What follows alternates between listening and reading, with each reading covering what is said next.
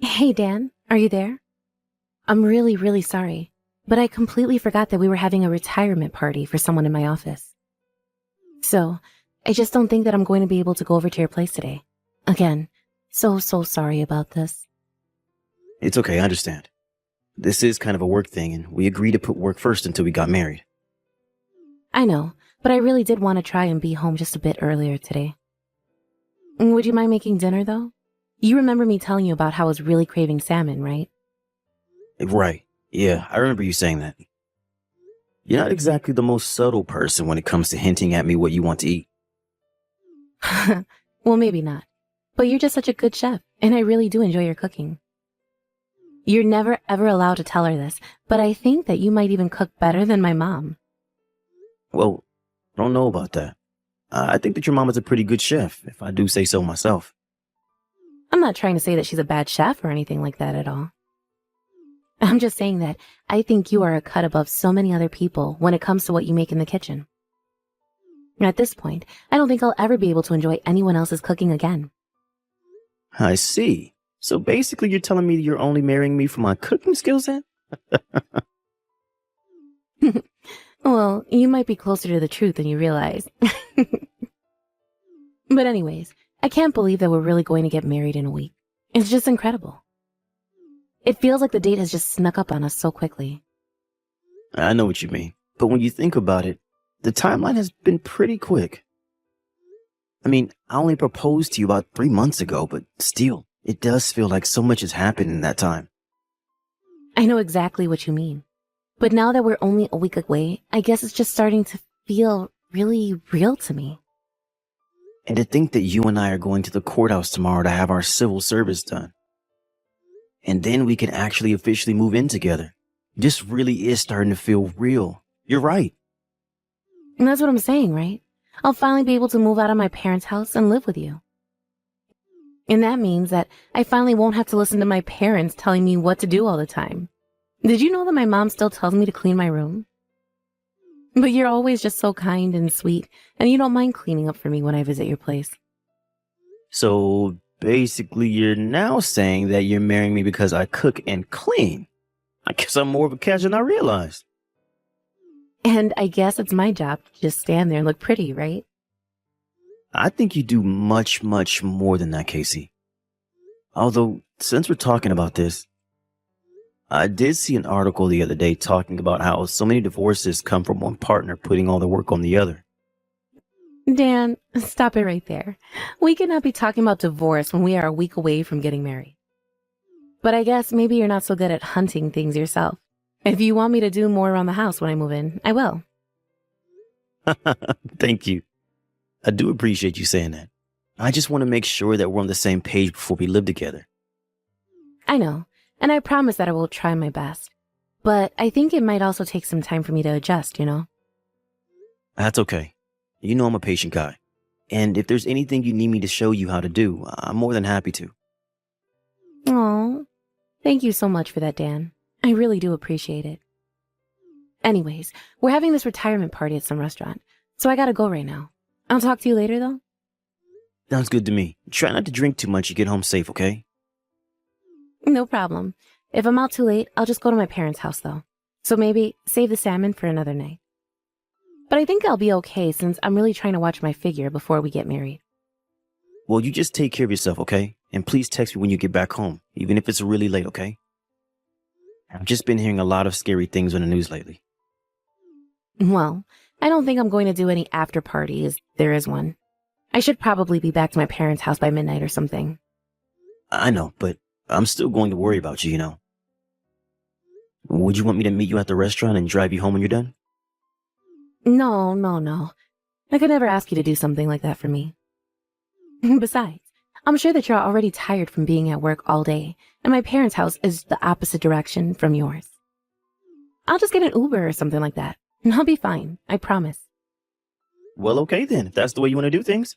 Just please do send me a message when you get back home. I'll make sure and do that. And you try not to worry about so many things all the time. Because if I come home late, I am already going to be hearing it from my mom, so you don't have to scold me. Anyways, I'm going to get going now. Bye. Hey, Dan, are you there? I am so sorry for not getting back to you last night after I got home. Do you have any idea how worried I was? What happened? Why didn't you message me? I thought you said you weren't going to be out that late. I stayed up half the night waiting for your message, Casey. I know, and I really am sorry. I guess it has just been a while since I had that much to drink is all. Once I got home, I just got ready for bed and passed out right away. Did you really have that much to drink at the party? I mean, I had like 3 drinks or something like that. But I haven't been drinking at all in this diet that I'm on to fit into my wedding dress. So, I guess they all just hit me way more strongly than I thought they would have. Well, geez. I mean, I know how much you like to drink and how hard you've been working on cutting back, but you really should have been more careful, don't you think? Dan, I only had 3 drinks. I just didn't think that the little would get me so drunk. But I promise that I'll take more care from here on out. Great. Well, we just have one more week until we're married, so please be careful, okay? Do you want me to come over and visit you? No worry about doing that. I'll still make it over to your house today. But I think from tomorrow, I'm going to stop coming over to our house until we're married. Oh, really? Why is that? Did something happen? Well, after we're married, the 2 of us are going to move in together and be living with each other, right? I was just thinking this morning while my mom was making me breakfast that maybe things aren't so bad at home and that I want to enjoy this while I can. Hey, I understand. It can't be easy getting this close to having to move out of your parents' house. Yeah, it's going to be a lot of big changes for me, I think. So, I just want to enjoy the time I have at home with my parents while I can. I understand. After all, it's just like you said. Once we're married, we really are going to be living together. So, you enjoy the time you have living with your parents, okay? Great. Thank you so much for understanding, Dan. Besides, it's not like they even live that far away from us, right? Yeah, of course. It's not like you're never going to see them again or anything like that. But it's true that there are going to be some changes while you get used to living with me and not with them. Yeah, you're right about that. I just hope that everything goes well for the 2 of us. I'm sure it will. But it's understandable to be getting so emotional when we're close to getting married now. I know. I feel like every little thing has been getting me so emotional lately, and I just don't even know what to do with myself. I'm sorry. I know it's a really emotional time and I didn't mean to upset you. It's just that, well, I thought I was going to get to see you a bit more before the wedding is all. Although I did go out and buy some salmon to cook for you for dinner tonight.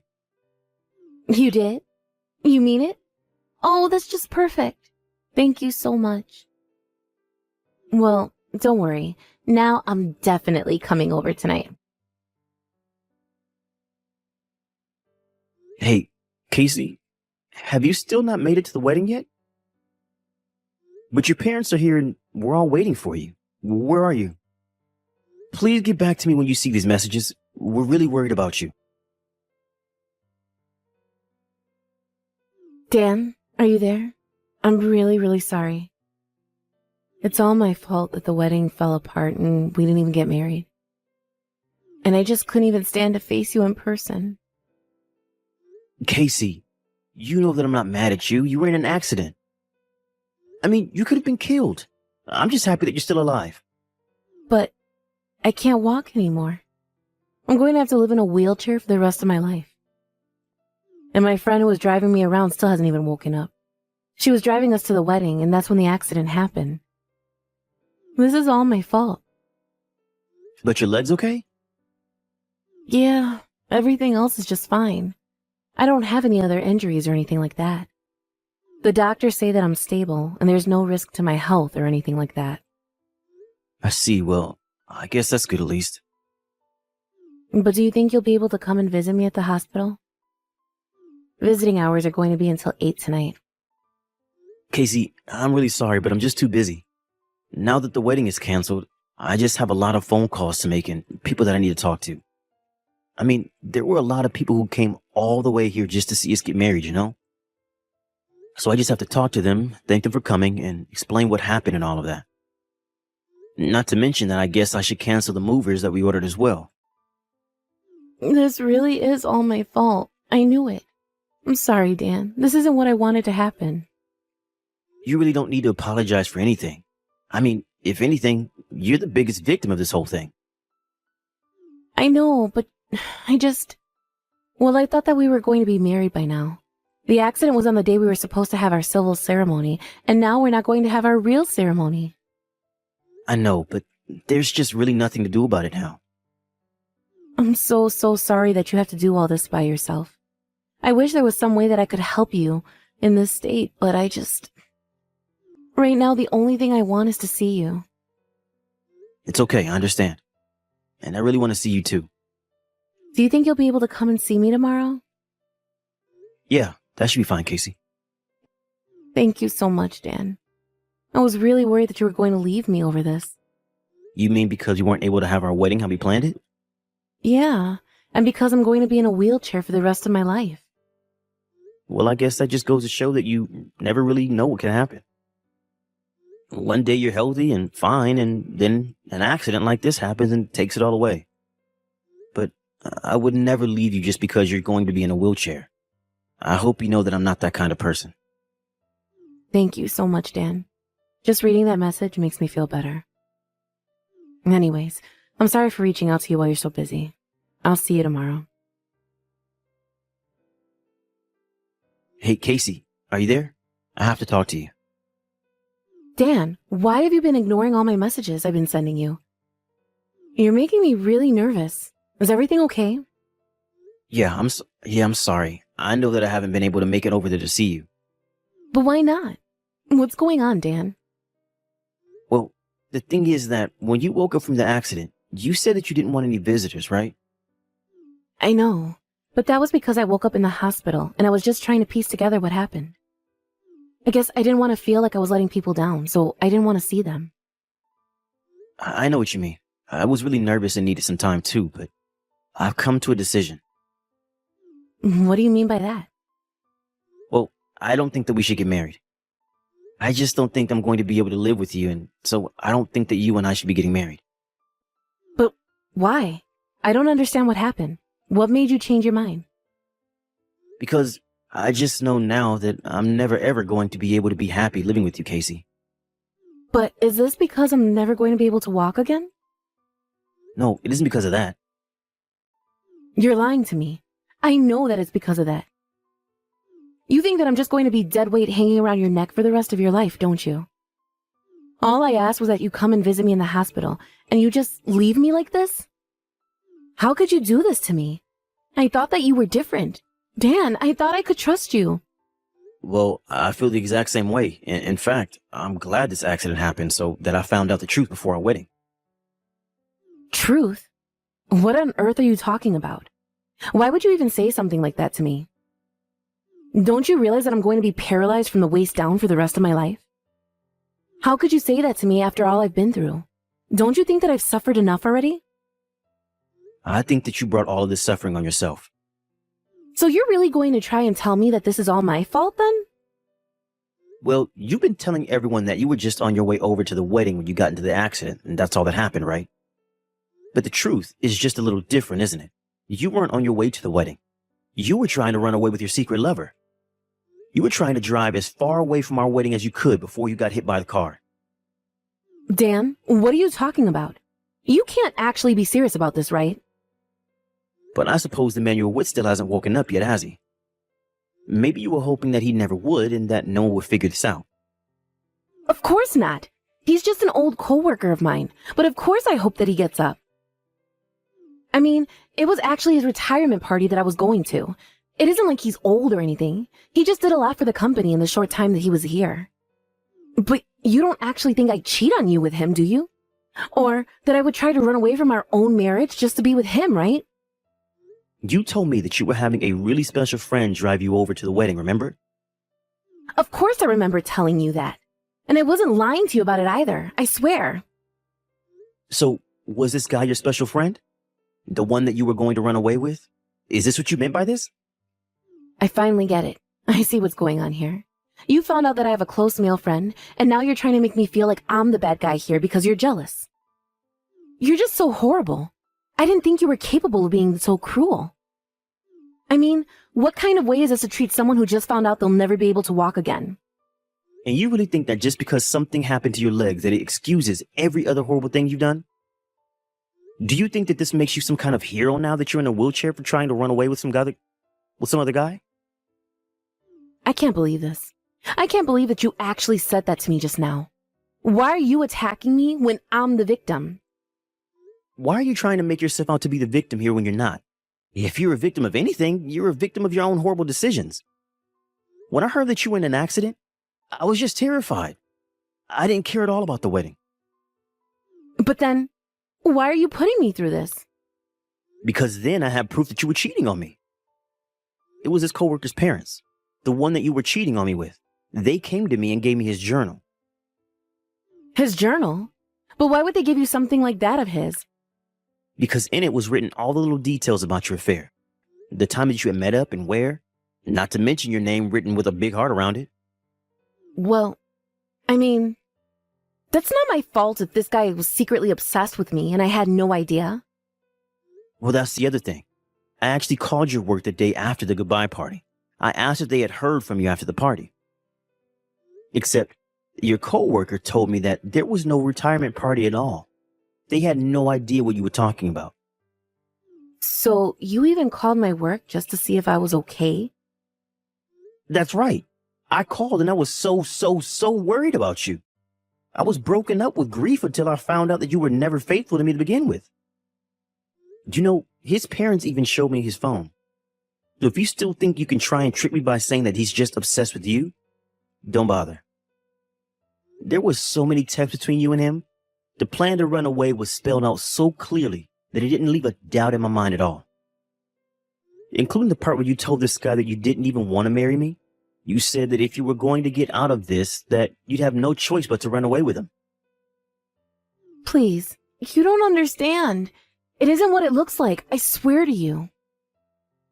Yeah, I'm sure that nothing about you was quite what I thought it was, actually. But at least you both got what was coming to you with this accident. Please, Dan. You have to know that you've always been the only man for me. I'm so sorry about this. I promise to never stab you in the back again.